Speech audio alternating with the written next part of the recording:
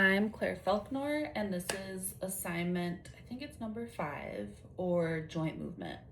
So the first type of joint movement is flexion, which is when you move a body part so that it decreases the joint angle. So in this case, we're gonna go from a 180-degree angle straight out up to 90 degrees. So that's decreasing the joint angle, and that's flexion. Extension is the opposite of that, where you basically flatten out or straighten out the joint angle. In this case, it's the elbow. So we're going from here to here, or flattening out that joint. The next one is abduction.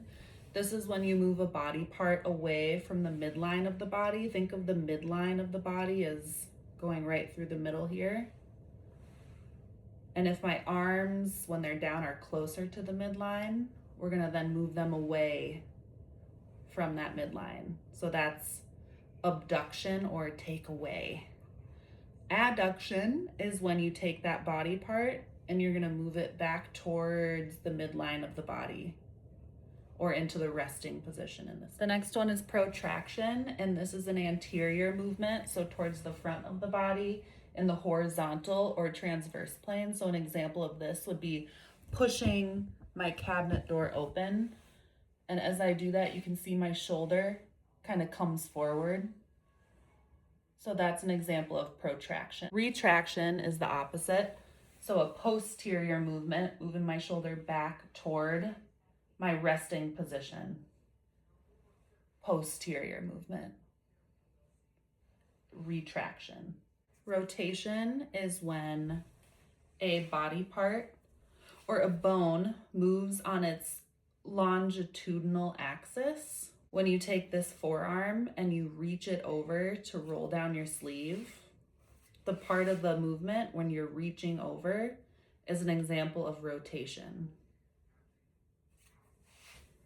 Next, we have supination, which is when you turn a doorknob, or you're gonna turn your palm upright or into the anterior position. Opposite of that would be pronation, when you're putting your hand from the upward position back to here, or posterior, that's pronation. Circumduction is when one end of an appendage, or let's use this part of our body as an example, moves in a circular motion while the other end remains fairly stationary. So the one that I like to use for this would be like a music conductor, circumduction, or conducting music.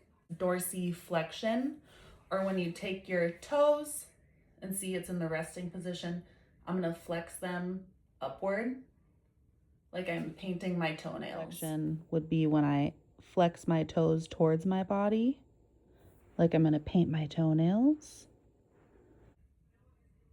And opposite of that is plantar flexion, or when I'm stepping on the gas. I'm gonna move my toes downward. We use those same two movements that I just mentioned when we're walking. So dorsiflexion and plantar flexion.